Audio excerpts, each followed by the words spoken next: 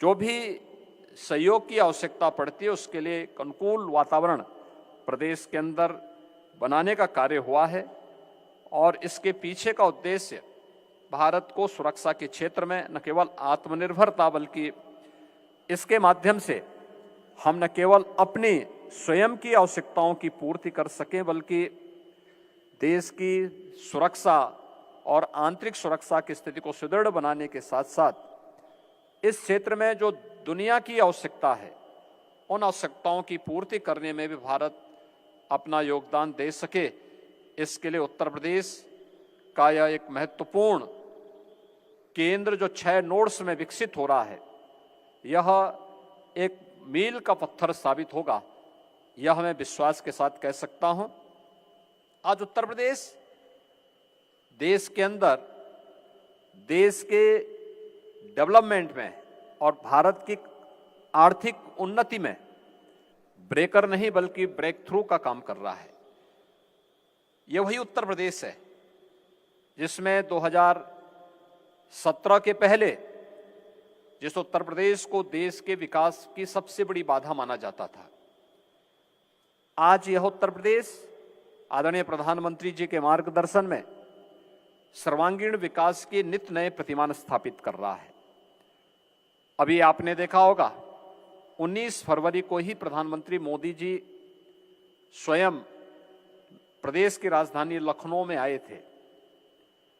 गत वर्ष हम लोगों ने प्रदेश का ग्लोबल इन्वेस्टर समिट आयोजित किया था। ग्लोबल इन्वेस्टर समिट में उत्तर प्रदेश को 40 लाख करोड़ रुपए के निवेश के प्रस्ताव प्राप्त हुए थे और इनमें से महत्वपूर्ण होता है कि निवेश के प्रस्ताव वहीं पर प्राप्त होंगे जहां पे व्यक्ति की सुरक्षा के साथ साथ पूंजी की सुरक्षा की भी पुख्ता व्यवस्था की गारंटी हो। जिस प्रदेश में पहले कोई निवेश नहीं करना चाहता था, मुझे याद है आज उत्तर प्रदेश विधानसभा के हमारे स्पीकर श्री सतीश महाना जी 2017 में प्रदेश के औद्योगिक विकास के हमारे मंत्री थे और पहले इन्वेस्टर समिट में के समय इन लोगों को आशंका थी कि यूपी में सचमुच कोई आएगा कि नहीं आएगा, क्योंकि वातावरण बहुत खराब था। ये डिफेंस कॉरिडोर की बात तो दूर, हां 2017 के पहले उत्तर प्रदेश के अंदर जगह जगह तमंचे जरूर लहराए जाते थे, लेकिन आज तमंचे नहीं बल्कि हम टेक्नोलॉजी का बेहतरीन उपयोग कर रहे हैं और आज उत्तर प्रदेश के नौजवानों के हाथों में तमंचे की जगह टैबलेट देखने को जरूर मिलता है। एक बदली हुई कार्यशैली और एक नई कार्य संस्कृति उत्तर प्रदेश के अंदर हम देख सकते हैं। उत्तर प्रदेश में जहां 2017 के पहले रंगदारी वसूली की जाती थी, आज रंगदारी नहीं बल्कि पीएम स्वनिधि योजना उत्तर प्रदेश के उन छोटे छोटे व्यापारियों के लिए आर्थिक स्वावलंबन का आधार बन रही है। जो उत्तर प्रदेश में पहले दंगे होते थे, आज उत्तर प्रदेश के युवाओं के लिए खेल की एक नई संस्कृति को विकसित करके दंगल जैसी प्रतियोगिताओं के माध्यम से उन्हें गोल्ड मेडल जीतने के लिए ओलंपिक में या एशियन गेम्स में गोल्ड मेडल जीतने के एक नए अवसर उत्तर प्रदेश प्रदान कर रहा है।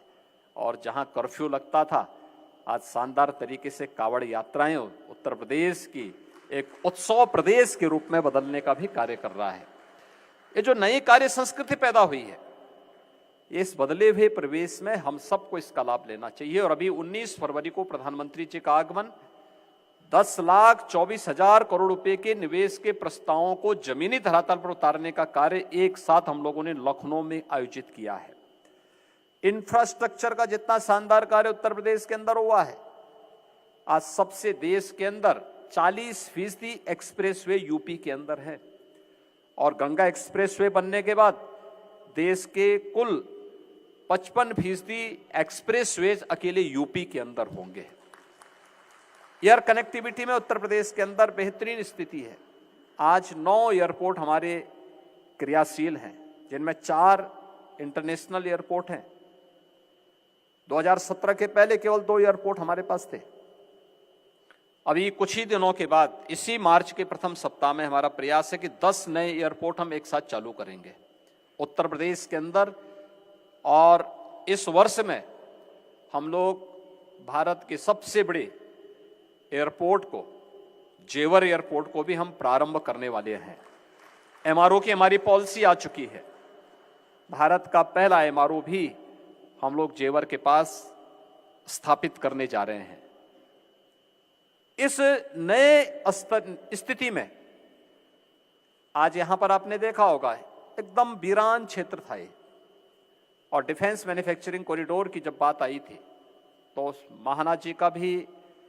और यहाँ के हमारे जनप्रतिनिधियों का आग्रह था कि इस पूरे क्षेत्र में इसको डेवलप किया जाए। और मैं धन्यवाद दूंगा यहाँ पर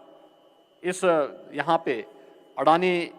डिफेंस सिस्टम एंड टेक्नोलॉजीज को, कि अडानी ग्रुप ने इसमें रुचि ली और एक साथ 500 एकड़ क्षेत्र में वह इसको डेवलप कर रहे हैं। मेरा उनसे आग्रह होगा कि आईआईटी कानपुर बहुत दूर नहीं है, और कानपुर में हमारे 2 महत्वपूर्ण ऐसे टेक्निकल इंस्टीट्यूशन है, एक आईआईटी कानपुर है और एक एचबीटीयू है। इन लोगों के साथ मिलकर के यहाँ पे स्किल डेवलपमेंट का एक बेहतरीन सेंटर स्थापित हो सकता है।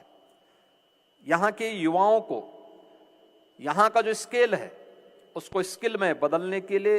अगर हम कार्य कर पाएंगे तो इंडस्ट्री के लिए यहाँ पे स्किल मैन पावर की उपलब्धता होगी, और फिर उस स्किल मैन पावर यहाँ की न केवल यहाँ के लिए बल्कि यहीं से कुछ ही दूरी पे हम बुंदेलखंड में 46 वर्ष के बाद उत्तर प्रदेश में किसी एक नए औद्योगिक क्षेत्र का विकास बीडा के रूप में करने जा रहे हैं। झांसी बुंदेलखंड औद्योगिक विकास क्षेत्र के रूप में विकसित करने जा रहे हैं। यह बहुत महत्वपूर्ण केंद्र होगा। आप याद करिए कि आज से 46 वर्ष पहले नोएडा की स्थापना हुई थी। नोएडा की स्थापना से लेकर पिछले 46 वर्ष में मात्र 33,000 एकड़ लैंड उनके पास आ पाई डेवलपमेंट के लिए, लेकिन बीडा को हम पहले चरण में ही 37,000 एकड़ लैंड उपलब्ध कराने जा रहे हैं और देश की सबसे बेहतरीन औद्योगिक नगरी के रूप में हम उसको विकसित करने जा रहे हैं। इस पे हमारा कार्य प्रारंभ हो गया है। उस दृष्टि से यहाँ पे अब स्किल डेवलपमेंट के इस प्रकार के सेंटर स्थापित करना, जो उत्तर प्रदेश जिसकी 56% आबादी कामकाजी है, उस कामकाजी प्रतिभा को, युवा को यहीं पे रोजगार उपलब्ध हो सके, यहीं पे नौकरी की गारंटी हो सके, इसके लिए इस प्रकार के अच्छे स्किल डेवलपमेंट सेंटर को भी अगर हम विकसित करने की दिशा में इंडस्ट्री और इंस्टीट्यूशन मिलकर के इन कार्यक्रमों को आगे बढ़ा सकेंगे तो उसके बेहतरीन परिणाम आएंगे। मुझे पूरा विश्वास है कि आज यहां पर अडानी ग्रुप के द्वारा डिफेंस सेक्टर से जुड़े हुए जिस महत्वपूर्ण संस्थान का कानपुर में और हैदराबाद में शुभारंभ हो रहा है, यह न केवल भारत की रक्षा क्षेत्र में आत्मनिर्भरता में योगदान की एक महत्वपूर्ण कड़ी होगी, बल्कि भारत के साथ साथ डिफेंस सेक्टर को, भारत को दुनिया का एक महत्वपूर्ण केंद्र के रूप में विकसित करने में भी अपनी बड़ी महत्वपूर्ण भूमिका का यह निर्वहन कर पाएगा। अडानी ग्रुप को इसके लिए मैं हृदय से धन्यवाद देते हुए